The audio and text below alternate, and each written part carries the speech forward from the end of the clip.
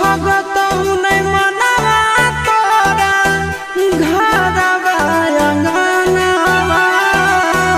हमरे पर लागल रहत जानू तोर धयानवा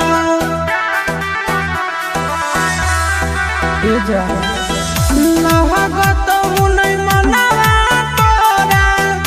घरवा अंगनवा हमरे पर लागल रहत जानू तोर धयानवा गे सखिया सहेलिया तोरा मंगल गीत गाइत आगे मंगल गीत गाइत आए तो गीतिया तोरा ना सोहाइत गे आगे जब जब याद हमरा आइत गे।